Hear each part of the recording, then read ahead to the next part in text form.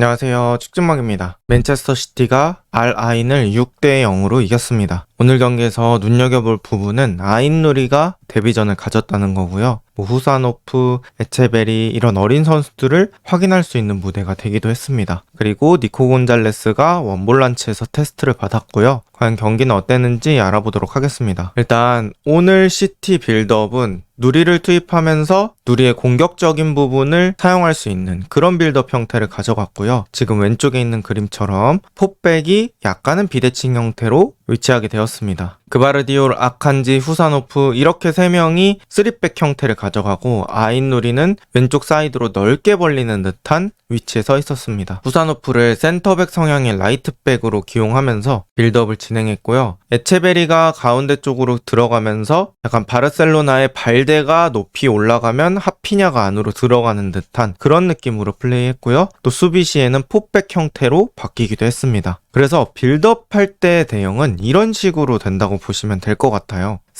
3-1-6으로 볼 수도 있을 것 같고 3-2-5로 볼 수도 있을 것 같습니다. 어떻게 보면 5백 팀이 하는 빌드업 형태로 플레이를 했거든요. 그래서 아인누리, 마테우스 누네스 이렇게 두 명이 양쪽 윙백처럼 측면 쪽에 넓게 벌려서 상대 수비의 폭을 벌려주고요. 그리고 에체베리, 베실바가 안쪽으로 들어오면서 중앙 공격형 미드필더처럼 플레이했습니다. 그리고 1차적으로 니코 곤잘레스가 이 3백의 공을 받아주는 역할을 했고요. 균도아는 위와 아래 계속해서 옮겨다니면서 공미라인과 니코 곤잘레스를 연결해주는 연결고리 역할을 해줬습니다. 그리고 이 빌드업 할 때 저는 개인적으로 눈에 띄었던 건 바로 그바르디올이에요. 이게 그바르디올이 왼발잡인데 오른발도 잘 쓰잖아요. 그래서 오른발로 패스해야지 타이밍이 딱 맞을 때 그때는 오른발도 서슴없이 잘 쓰더라고요. 그리고 정확도가 높기 때문에 거기서 빌드업 템포가 올라갔던 적도 있는 것 같습니다. 그래서 이런 3백 빌드업에서는 그바르디올이 저는 개인적으로 인상 깊었고요. 또 균도안의 폭넓은 경기 관여도 눈에 띄었던 빌드업 형태였습니다. 가장 궁금했던 선수는 역시나 누리였는데요. 오늘 누리가 되게 좋은 모습들이 많았어요. 일단 지금과 같이 4명 사이 드리블도 마다하지 않는 모습이 있었습니다. 측면에서 안으로 들어오면서 좋은 개인 능력과 빠른 스피드를 바탕으로 상대를 뚫어내고요. 결국엔 슈팅까지 가지 못했지만 매우 깊은 위치까지 들어왔다. 확실히 크랙 같은 느낌이 있었다. 이렇게 볼 수 있을 것 같고요. 일단 기본적으로 공격 상황에서 상대랑 1대1 칠 때 자신감이 상당히 있었다. 과감한 모습들이 있었다. 이렇게 볼 수 있을 것 같습니다. 그리고 시티 윙어 중에 이런 크랙 성향을 가지고 있는 선수들이 있잖아요. 왼쪽에는 주로 도쿠를 그 예시로 들 수 있을 것 같은데 도쿠를 기용하지 않은 날에 그러니까 왼쪽 윙어를 도쿠 대신에 공격형 미드필더 같은 선수를 사용할 때는 이런 식으로 누리가 크랙 역할을 해줄 수 있다. 그래서 그런 식의 선수 조합도 생각해 볼 수 있을 것 같다 라는 생각이 드는 그런 아이디어가 떠오르는 누리의 퍼포먼스였고요. 그바르디올이 한때 이런 역할을 맡았었죠. 이제 시티가 포든이 좋았을 때 포든을 왼쪽 윙어 자리에 선발 출전시키고 그바르디올을 측면 높게 올린 뒤에 포든을 공격형 미드필더처럼 안쪽으로 밀어넣는 그런 플레이를 할 때 그바르디올이 이제 왼쪽 측면에서 상당히 공격적인 역할을 맡았었는데요. 그바르디올과 누리의 차이점을 말씀드리면 아무래도 누리는 그바르디올에 비해서는 오른발 옵션이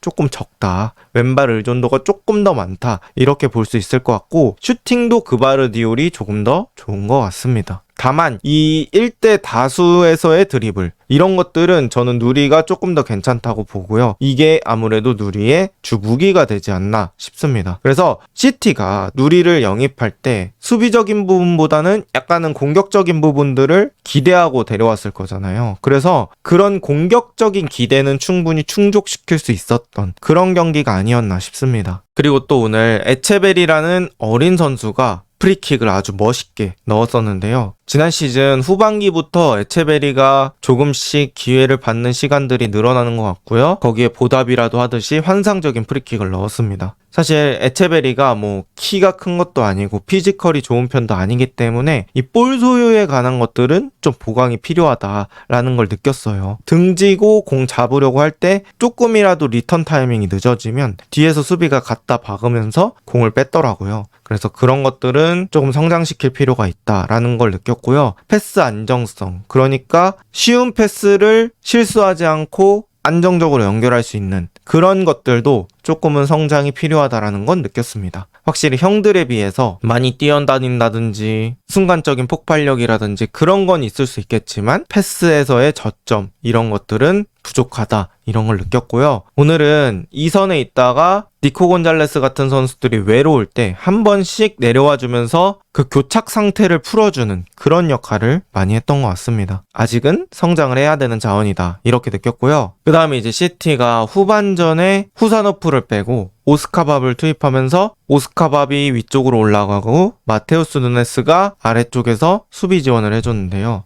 여기서도 누리의 위치를 한번 보시겠어요? 누리가 밥이랑 같이 사이드 쪽 넓게 벌려 있습니다. 아무래도 펩은 누리를 계속해서 이런 식으로 높은 위치에서 사용할 예정인 것 같습니다. 그런데 지금 여러분이 눈으로 보시다시피 아칸지가 공을 잡고 있잖아요. 아칸지가 저런 데서 패스미스 해가지고 공 뺏기면 누리가 수비 복귀해야 되는 거리가 정말 길어집니다. 그리고 저기서 패스미스가 났다? 그런데 누리가 자리를 못 채웠다. 그거는 누리의 잘못이라고 볼 수 없겠죠. 누리가 우사인 볼트여도 저 거리는 좁히기 쉽지 않습니다. 그래서 전술적으로 리스크가 있는 전술이다. 그만큼 또 가운데 있는 선수들의 패스미스가 없어야겠다. 이런 것들을 느낄 수 있었고요. 울버햄튼 때도 저 거리를 채우지 못해서 위기를 내주는 그런 경우들이 많았고 아무래도 누리 쪽에 이제 커버할 수 있는 자원이 그바르디올인데요. 이론상으로는 아주 적절한 조합입니다. 그바르디올이 스피드 빠르고 커버 범위 넓고 또 대인 수비력도 좋다 보니까 이론상으로는 누리의 저 빈자리를 커버해 줄 수 있는 자원은 맞습니다. 하지만 그바르디올도 신이 아니다 보니까 기계가 아니다 보니까 모든 범위를 커버할 수는 없기 때문에 일단 기본적으로 사고의 예방이 중요합니다. 예방이란 것은 공격을 할 때는 꼭 공격을 마무리하고 내려온다든지 패스미스가 줄어드는 거라든지 이런 방법들이 있겠죠. 어쨌든 오늘 경기는 누리 활용에 대한 아이디어를 조금 엿볼 수 있는 경기였다 이렇게 볼 수 있을 것 같고요. 이것과 연결해서 제가 말씀드리는 게 이런 장면이 생길 수 있다는 거예요. 여전한 역습 리스크가 있죠. 아라인이 그래도 공격할 수 있는 장면들 많았거든요. 그런데 본인들이 부정확한 뒷공간 패스가 너무 많았어요. 그러다 보니까 제대로 역습이 이루어졌던 그런 상황이 줄어들었던 것 같습니다. 그런데 만약에 R라인이 아니라 조금 더 수준 높은 팀들이 역습을 만들어 나갈 수 있는 팀들이 있었다면 시티가 이것보다는 훨씬 더 많은 슈팅을 허용했을 것 같거든요. 그래서 그런 것들을 제대로 확인해야 시티가 지난 시즌 겪었던 문제들이 어느 정도 개선이 되고 있는지 이런 것들을 명백하게 확인할 수 있을 것 같습니다. 그리고 그런 것들을 조금이라도 확인해 볼 수 있는 경기가 조별리그 마지막 경기 유벤투스전일 것 같고요. 거기서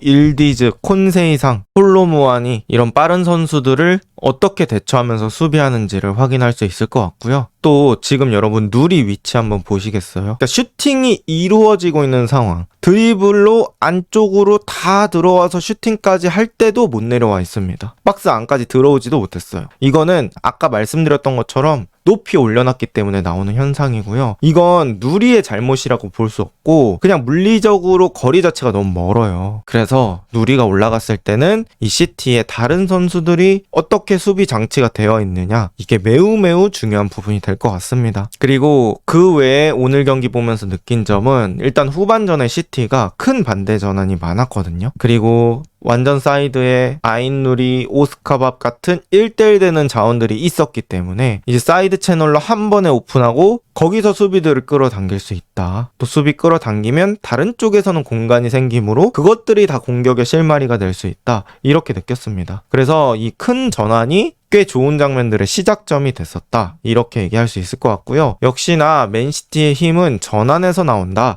이런 것들을 느낄 수 있었습니다. 그리고 균도안 얘기 안 할 수 없을 것 같은데요. 균도안이 확실히 체력이 보존이 된다고 하면은 축구력은 정말 좋은 것 같습니다. 오늘 멀티골 득점하는 장면에서도 다 균도안의 축구력에서 뒷받침되는 그런 득점들이 많았어요. 그러니까 균도안을 선발 출전시켰을 때 약점이 뭘까요? 바로 이 전환 속도겠죠. 아무래도 나이가 들었기도 하고 또 속도 자체가 그렇게 큰 무기인 선수는 아니기 때문에 만약에 시티가 전환 속도가 강한 팀들 예를 들면 뭐 리버풀 같은 팀들이 있을 텐데 그런 팀들 만났을 때 공을 뺏기면 이 균도안 같은 자원이 리스크가 될 수 있는 겁니다.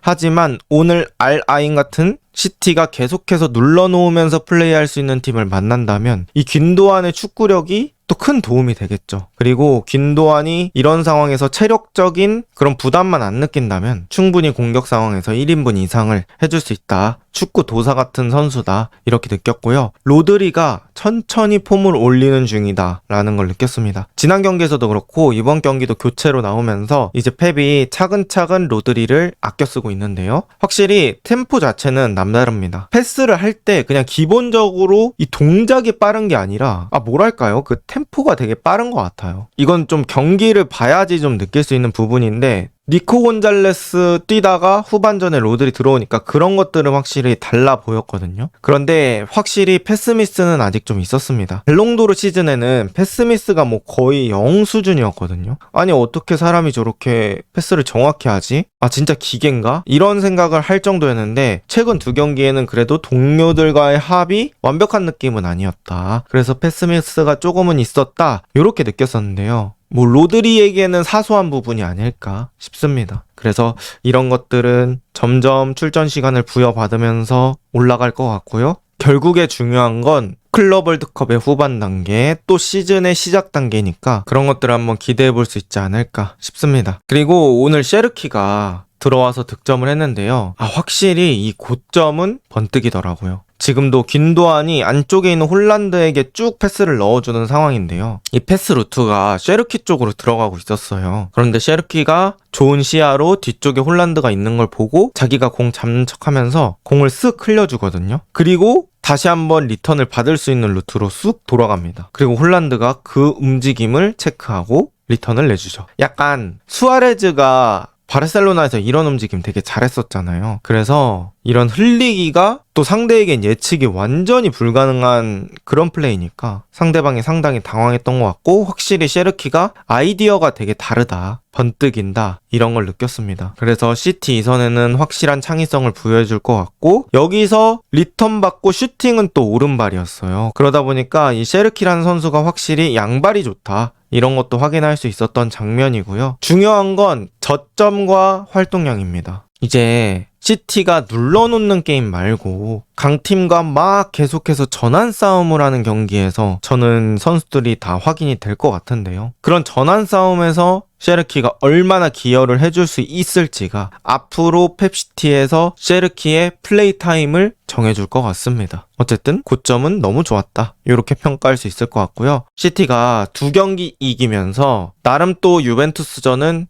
마음 편하게 할 수 있게 되었어요. 하지만 어떻게 보면 이런 프리시즌 단계에서 유벤투스라는 수준 높은 팀을 만나면서 또 전술적 완성도를 테스트해 볼 수 있는 경기니까 또 굉장히 기대가 많이 될 것 같습니다. 과연 맨시티는 클럽 월드컵에서 어디까지 올라갈 수 있을까요?